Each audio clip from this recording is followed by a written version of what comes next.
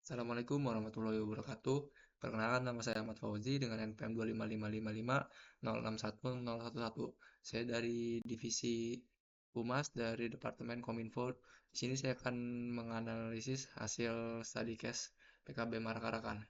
Nah, yang terjadi di PKB Markarakan itu adalah kebijakan yang dibahas adalah peraturan-peraturan mahasiswa yang mengenai pelepasan wisudawan Fakultas Teknik Mahasiswa Lampung. Nah, di peraturan ini juga disahkan oleh DPM dari Fakultas Teknik, yang dimana sebagai pedoman dalam kayak mengatur seluruh rangkaian kegiatan yang berkaitan dengan seremonial kelulusan mahasiswa, kayak konvoynya, kayak pawainya, kayak penyambutan mahasiswa wisudawan atau arak-arakannya.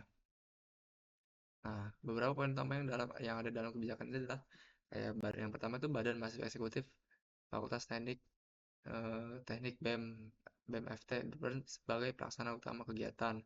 Lalu ada himpunan mahasiswa pada tingkat jurusan atau HMI yang yang berfungsi sebagai peserta kegiatannya yang melaksanakan berada di bawah koordinasi BEM FT. Lalu BEM FT juga mempunyai kewenangan penuh dalam menentukan rute kegiatan, lokasi tikum, area penjemputan, titik akhir perjalanan, serta memberikan izin terkait penggunaan atribut, alat musik, kostum, maupun properti pendukung lainnya.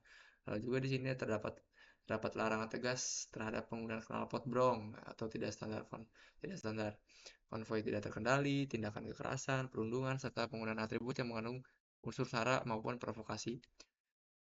Nah, penerapan sistem sanksi ini juga bertahap, yang meliputi itu pelanggaran ringan, sedang hingga berat. Sanksi yang diberikan itu dapat berupa teguran lisan, larangan mengikuti kegiatan pada periode berikutnya, sampai dengan rekomendasi sanksi akademik pada pihak dekanat. Lalu dampak kebijakan terhadap ormawanya itu apa sih?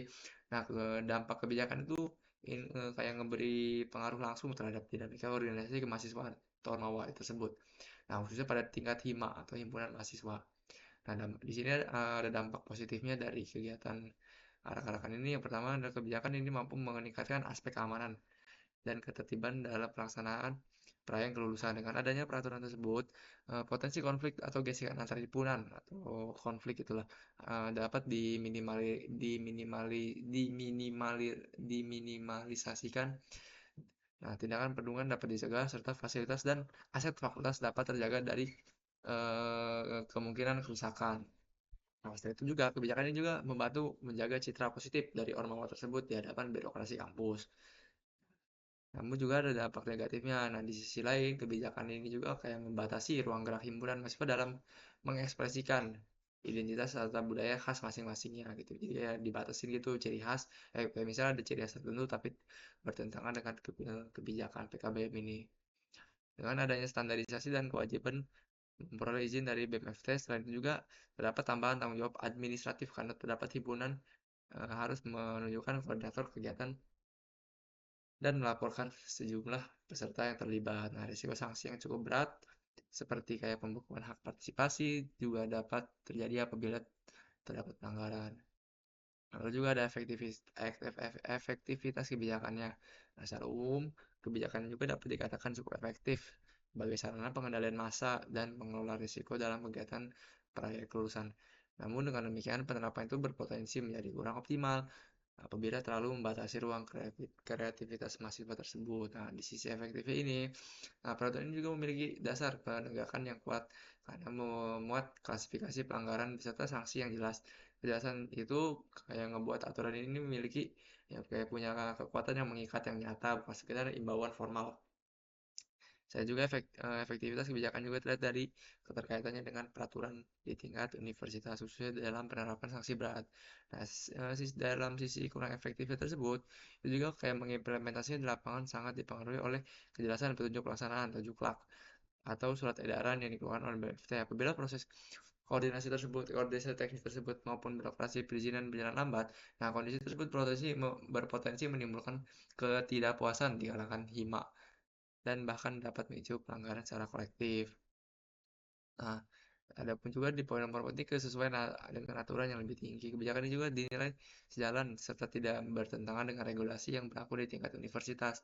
Nah, peraturan juga secara jelas mencantumkan peraturan rektor dengan tata perilaku mahasiswa sebagai salah satu dasar hukum utama. Nah, di sini juga dimention pada pasal 7 ayat 6 dan pasal 10 dijelaskan bahwa apabila terjadi pelanggaran yang termasuk dalam kategori pelanggaran tata perilaku universitas, maka panitia menyusun kronologi kejadian beserta bukti pendukung untuk direkomendasikan kepada pihak dekan agar dapat diproses lebih lanjut di tingkat universitas. Nah, dengan demikian, peraturan ini berfungsi sebagai regulasi turunan yang kayak memperkuat penegakan disiplin di lingkungan kampus.